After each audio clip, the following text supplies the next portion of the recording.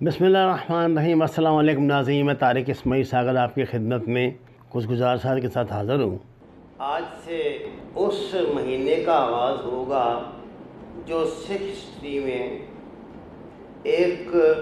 سکھوں کے خون سے لکھی گئی تاریخ کا ناقابل فراموش مہینہ ہے۔ اس مسئلے کو سمجھنے کے لیے آئیے میں آپ کو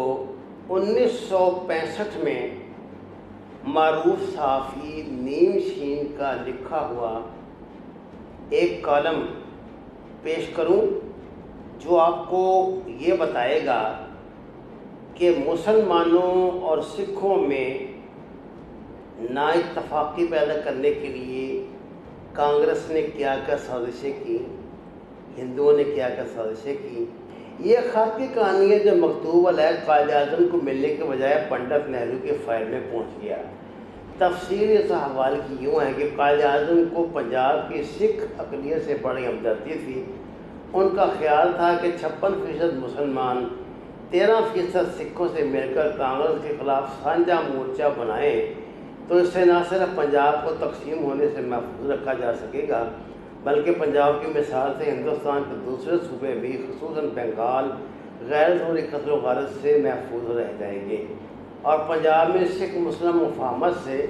سکھوں اور مسلمانوں کے درمیان دوسرے بے شمار متنازع فی امور کے سلجھانے کی راہ نکل آئے گی۔ اس خیال سے قائد اعظم اور سکھوں کے بعض لیڈروں خصوصاً گیانی کرتار سنگھ کے درمیان کئی میٹنگیں بھی ہوئی، لیکن اس اثناء میں مہاراجہ پٹیالہ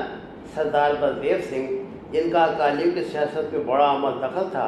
سکھوں کو کانگریس کے نزدیک لانے میں کامیاب ہو چکے تھے۔ چنانچہ سکھ لیڈر عموماً مسلم لیگ کے خلاف ہنکارنے میں دن رات مصروف رہتے تھے۔ اس صورتحال کو دیکھ کے ایک موقع پر قائد اعظم نے ایک اخباری بیان میں اعلان فرمایا کہ سکھوں مسلمانوں کو ایک دوسرے کے خلاف باتیں کرنے کے بجائے ایک دوسرے کے ساتھ مل کر معاملات طے کرنے چاہیے۔ ان کے اعلان کے بعد عالمیہ سکھ یوتھ لیگ کے بعض اراکین نے، جن میں سردار امر سنگھ مالوی پیش تھے، حمید نظامی مرحوم کی وساطت سے قائد اعظم سے ممدوح ٹیلا میں ملاقات کی۔ سکھ نوجوانوں کے سوال کے جواب میں کہ آپس میں مل کر یہ زمین و آسمان کی باتیں کرنے کے بجائے سکھوں کو اپنے مطالبات کو قلم بند کرنا چاہیے تاکہ مسلم لیگ کا تعلق ہے وہ ان پہ دانش مندی ہمدردی سے غور کرے گی۔ سکھ نوجوان نے قائد اعظم کا پیغام اپنے لیڈر تک پہنچایا اور اس بات پہ اصرار کیا کہ کم از کم اتمام حجت کے طور پہ قائد اعظم تک سکھوں کے مطالبات پہنچنے چاہیے۔ چنانچہ گیانی کرتار سنگھ نے، جنہیں سکھوں کا دماغ سمجھا جاتا تھا، قائد اعظم کے نام میں خط ڈرافٹ کیا جس میں سکھوں کے مطالبات کی سیاسی، مذہبی، ثقافتی شقوں کے ساتھ گردان کی گئی۔ اس میں صوبے کے علاوہ مرکز میں فوجی اور سول ملازمتوں میں سکھوں کا تناسب پر اثرات تھا۔ سکھ ریاستوں پٹیالہ، نابا، جیند، فرید کوٹ اور کپورتھلہ کے مستقبل کے متعلق ضمانت طلب کی گئی تھی، اور اس بات کی آئینی ضمانت مانگی گئی تھی کہ متحدہ پنجاب میں وزیر اعلیٰ گورنر کے عہدوں میں سے ایک پر ہمیشہ سکھ فائز رکھا جائے گا۔ جہاں تک سکھوں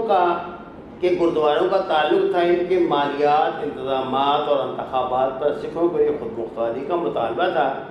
ان مطالبات کی اہم ترین شق یہ تھی کہ پاکستان کی کسی صوبائی یا مرکزی اسمبلی کو سکھوں کی مرضی کے بغیر ایسے مسائل پر جن کا تعلق سکھوں کے مذہبی مسائل سے ہو، قانون سازی کا حق حاصل نہیں ہوگا۔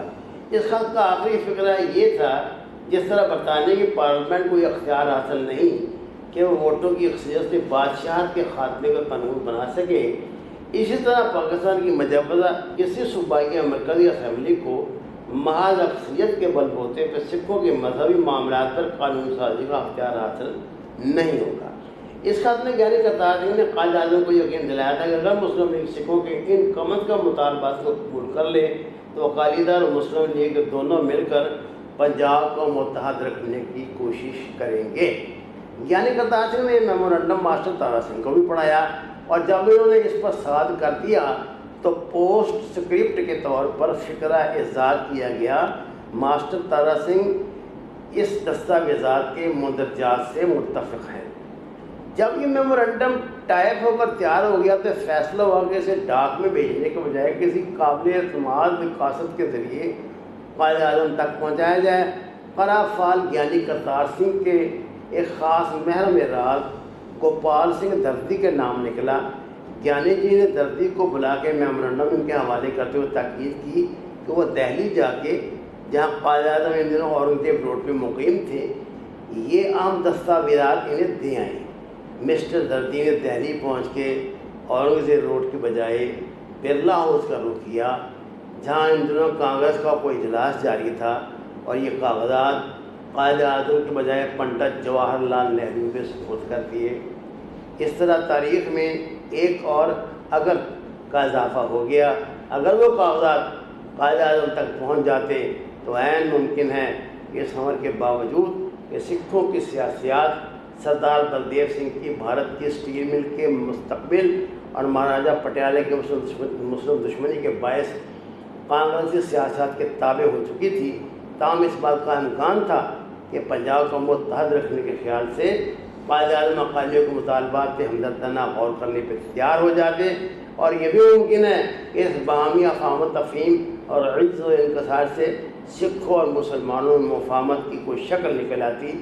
اس طرح اگر پنجاب متحد رہ سکتا تو آج بر صغیر کی سیاسیات کا نقشہ ہی کچھ اور ہوتا۔ یہاں یہ بیان کرنا دلچسپی سے خالی نہ ہوگا کہ مسٹر گوپال سنگھ دردی کی خدمات کے عوض انہیں مشرقی پنجاب میں اپر ہاؤس کا پنڈت نہرو کی خصوصی مداخلت کے بعد رکن منتخب کیا گیا تھا۔ آج سکھ عوام